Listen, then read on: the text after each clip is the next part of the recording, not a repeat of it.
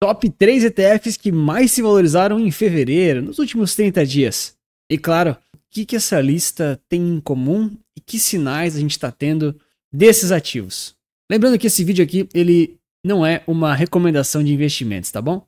Bom, começando aqui com o TIR B11, tá? Esse ETF, ele subiu aqui praticamente 7,5% agora nos últimos 30 dias, basicamente fevereiro fechado. O TIR B11, ele é um ETF bem novo e bem recente da bolsa, ele não tem muito tempo ainda, ele é um ETF ainda também muito pequeno aqui em patrimônio líquido, tá? Tem só 3 milhões de reais, mas ele tem uma proposta muito interessante e é um dos ativos que estão no meu radar para estudar ao longo desse ano, para ficar ligado como é que ele funciona, tá? Por quê? Porque ele é mais um daqueles ETFs que pretende pagar dividendos, assim como alguns do Nubank, tem também do Itaú e tem várias soluções surgindo por aí, tá certo? No caso, esse aqui é o TIR B11 e ele pega aqui uma relação entre o BTG e um índice da Teva Dividendos, ativos reais listados fundo de índice, tá? Então, basicamente ele se baseia num índice ali da Teva, tá bom? Já vamos olhar um pouquinho no detalhe para a gente entender aqui o que ele está propondo fazer, tá? Lembrando, pessoal, esses vídeos aqui de hoje, né? Essa proposta é um pouco mais direta, eu não vou analisar exatamente todo o ativo, tá? Se vocês quiserem que eu faça aquelas análises completas, com estudo aprofundado, eu faço, é só escrever para mim nos comentários, tá bom? Então, basicamente, esse ETF ele usa ali uma relação aqui entre taxa interna de retorno, que é o TIR, e os dividendos desses ativos através ali de um índice, tá? Esse aqui é o anúncio que a Teva estava fazendo junto com o BTG já faz um tempinho, lá em outubro de 24, e eles falam aqui que o ETF prevê a distribuição de dividendos, tá certo? Ele é um ETF aqui que acaba sendo bem diversificado, eles fazem os backtests, né, meio propaganda, mas fazem, e ele dá uma certa lavada aí no Ibov, mas seria importante também comparar com o IDIV, né, para ter um benchmark um pouco mais relacionado, né, ativos que pagam dividendos em comparação entre si. No caso aqui, eles destacam também que o dividend yield desse ETF aqui estava mirando 7,5% contra 7,1% lá na época dessa matéria, tá? Já está um pouquinho desatualizado, mas vai girar em torno disso, tá? Então é uma certa otimização de ativos que são relacionados ali ao Ibov para eles pagarem um pouquinho mais de dividendos. De certa forma é um filtro, tá bom? Aí eles até destacam um pouquinho como é que estão os segmentos da diversificação, né? Um pouquinho também aqui de como é que estão as empresas, os segmentos diferentes que elas têm, beleza? E aqui ainda reforçam que está prevendo o pagamento de dividendos, tá? Agora só é importante ressaltar que no site do BTG não existe aqui ainda oficialmente, né, a distribuição dos dividendos rolando, tá? Provavelmente está acontecendo, mas quando você acessa aqui a rentabilidade, a visão geral, características como um todo, esse site aqui é muito bugado, tá? Assim, nota 0 de navegabilidade, ó, tudo é muito lento, nunca abre e em nenhum lugar diz claramente qual o dividend yield, qual a projeção, qual o histórico, não diz absolutamente nenhum lugar de forma muito clara como deveria ser, tá? Detalhe aqui só para taxa de administração 0,5% ao ano, e aí pega a alíquota convencional ali dos 15%, né, nas vendas das cotas, e se está pagando dividendo tem 15% ali também retido direto na fonte. Então ativo muito interessante para ficar no nosso radar, mas ainda aqui com um patrimônio líquido muito pequeno na minha opinião, e também com uma certa nebulosidade em relação aí a esses dividendos históricos e assim por diante, tá? Eu tomaria só um pouquinho de cuidado com isso. Vou fazer só mais um comentário, tá? Esses sites aqui, o BTG é campeão, tá? Em ter sites que não são bons de analisar e bons de ver. Sim, ele é campeão. Na minha opinião, é um dos piores, assim, do Brasil. O do Bradesco também não é muito bom, o do Banco do Brasil também é horrível, mas a impressão que fica é que quanto maior o banco, menos eles querem que você use aí os ETFs que eles disponibilizam, tá? O da XP também é ruim, cara. Acho que só o do Itaú é melhorzinho, mas o Itaú tem aqueles fundos de gestão ativa que usam o próprio ETF do Itaú, tá? Então é FII em cima de FII, né? Enfim. Mas a moral da história aqui que, enfim, eu sempre reparo nisso e é interessante compartilhar com a galera, né? Parece que quanto mais barato o produto, né? Isso aqui, 0,5% é uma taxa relativamente cara, né? Mas beleza, não é tão caro assim. Quanto mais barato o produto, menos receita e menos lucro líquido, de fato, ele dá para o banco, tá? Esses ETFs aqui, até os da XP, do Itaú, eles não dão muito dinheiro, não sustentam a empresa.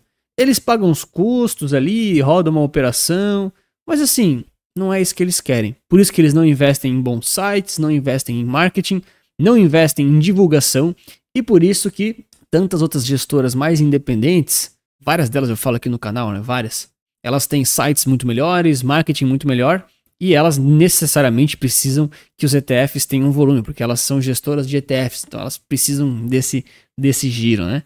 E aí existe um certo mercado para isso, tá? Mas fica aí um comentário, tá? Se você for analisar um fundo imobiliário de uma dessas gestoras, ou até mesmo um fundo convencional, né, de gestão ativa, 2% de taxa de administração e mais 20% de performance, você vai ver que os relatórios são lindos. É uma coisa maravilhosa. Nossa, tudo tão bonito, tudo lindo. É um grande marketing para as pessoas irem naquilo, porque realmente difícil analisar os ETFs quando não tem as informações claras aí, tá? Bom, e já comenta aí para mim se você investe em algum ETF que paga dividendos ou se prefere os de total return, aqueles que reinvestem tudo automaticamente. O segundo ETF aqui da nossa lista que mais rendeu nos últimos 30 dias, aqui em fevereiro basicamente, é o China 11. China 11, galera, eu tô devendo uma análise aqui no canal, tá? Essa tá na minha conta mesmo, desculpa, tá corrido ultimamente, mas ele subiu aqui acima de 11% nos últimos 30 dias, tá? Olha só. E o China 11, ele é um ETF com um volume muito considerável e com um interesse muito grande aqui no mercado brasileiro por muita gente, por muitas instituições. Esse aqui é o ETF que é da XP na realidade, e ele já tem aqui, enfim, além do 0,30% de taxa de administração, 15% convencional aí de imposto de renda, ele já tem, cara, acho que 250 milhões, perdão, de AUM, né? Então já é um valor bem considerável, é um ETF de muito interesse do pessoal. Aqui tá 233, né? Mas ainda assim tá mais ou menos nessa faixa, entre 230 e 250, tem um delayzinho entre algumas informações, tá? Ele pega aqui o índice do MSCI China, né?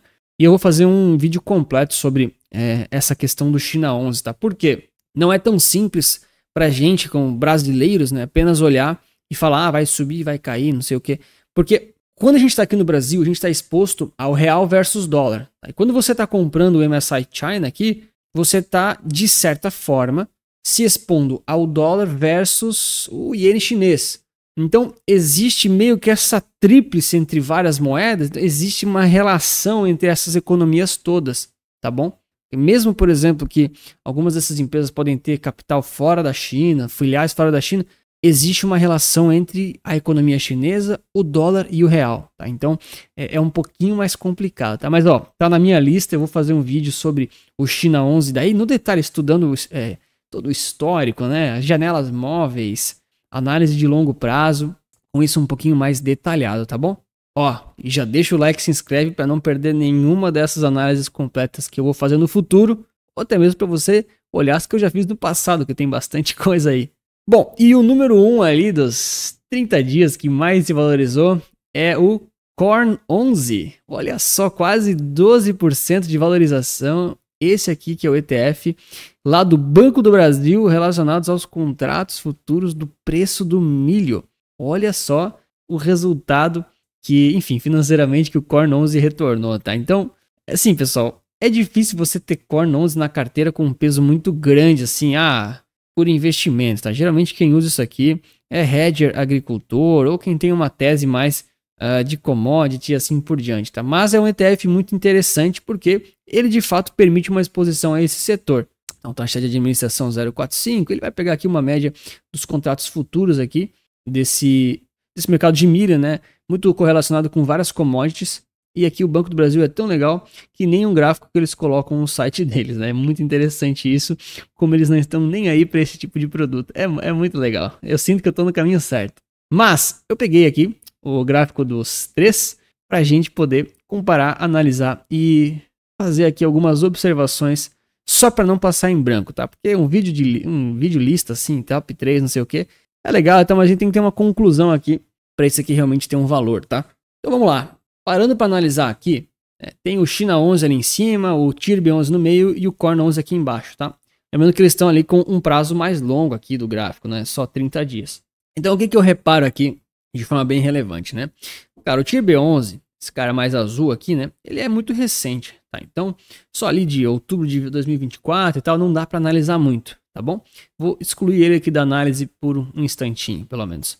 Agora, o Corn 11, tá? E o China 11, eles tiveram aqui uma pernada boa, né? Pernada considerável, praticamente juntos, tá bom? E por que isso?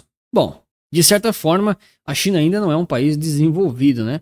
Ela ainda tem uma certa relação aí com países emergentes, tá? E os emergentes, eles ainda são muito ligados às commodities, tá? Poxa, pessoal, quando a gente avalia assim de longo prazo, não necessariamente esses dois ativos, né? Não tô dizendo que um tem relação direta com o outro. Um pouquinho até tem, tá? Mas de certa forma a gente percebe que eles vinham já de uma queda, de uma correção, e aí de certa forma as coisas começaram a mudar, tá? Obviamente que o contexto de China é muito diferente do contexto de milho, né? Não é bem comparável essas coisas, existe uma correlação. Mas o que eu quero chamar a atenção aqui para vocês, que está começando a entrar no meu radar, é o seguinte. Então, além do Corn 11, China 11 e TIRB 11, que foram os top 3 aqui do vídeo, né? Tiveram outros ETFs que ficaram aqui nessa ponta de valorização bem interessantes, como por exemplo, o BDF, então são empresas defensivas, aqui tem small cap, baixa volatilidade, jogo, algumas sustentáveis e também o mercado brasileiro doméstico. Agora, uma das coisas que está entrando no meu radar, isso é uma coisa que eu vou começar a trazer lá na comunidade com as carteiras recomendadas para o pessoal, mas também talvez aqui para membros aqui do canal. Eu vou botar membro no canal para quem quiser ter uma análise mais específica minha também. Mas o que está entrando no meu radar é o tal do ciclo das commodities, tá bom? E querendo ou não, Corn 11 é uma commodity, e querendo ou não, a China ela ainda está muito ligada a esse ciclo das commodities, assim como o Brasil também e tantos outros países emergentes, tá? E por que isso? Cara, claro que tem diversas correlações históricas, tem questão do dólar, questão geopolítica mundial, aquela coisa toda, mas é possível que o mundo esteja caminhando para um pequeno processo, não sei se muito, né, mas um pouquinho, pelo menos, que estava nos parecendo, um pouquinho de desglobalização, tá bom? Então hoje o mundo ele é muito globalizado, tem muita troca entre países, tem muito câmbio aí geral, né? Muita importação, muita exportação. O comércio hoje em dia é muito desenvolvido, o comércio global, mas existe um movimento grande aí dos americanos principalmente, né? Que é quem é o dono do jogo por enquanto, de fazer com que, enfim, hajam mais tarifas, protecionismo e assim por diante. Isso tudo contribui para o mundo um pouquinho menos globalizado, tá? Assim, esse é o resumo do resumo, né? A análise é muito mais completa e muito mais profunda do que isso. Então, o que acontece? Quando a gente tem um mundo muito globalizado, significa que você consegue comprar e vender bens, produtos, serviços, commodities de forma mais simplificada. As coisas giram muito mais. Você consegue comprar de um lugar muito longe, como por exemplo a China, né? O Brasil compra coisa da China, né? Quem nunca comprou um cabo de alguma coisa da Shopee? Cara, você precisa lá de um cabo, não precisa urgente. Fala, cara, isso aqui é barato, vou comprar e pronto. Beleza. E essa de ser barato, também por causa dos impostos, né? Tem toda aquela coisa, mas é porque a globalização em geral, ela tende a diminuir aí o preço das coisas, porque elas ficam mais competitivas. De forma que se você acha que está caro no seu país, você pode comprar de um outro país aquela mesma coisa. É lógico que você tem que botar na conta impostos, transporte, frete, câmbio, lógico, galera, lógico. Mas a lógica econômica da coisa é essa, tá bom? E para os alimentos funciona da mesma forma. No caso dos alimentos é muito mais relevante, tá? Porque existe muita importação e exportação. O Brasil é um país muito comoditizado, muito, muito mesmo. E aí, por exemplo, se diversos países não querem mais exportar tanto, não fazem tanta globalização, ou então se tem tarifas para fazer essas transações, tudo tende a subir um pouco de preço, tá?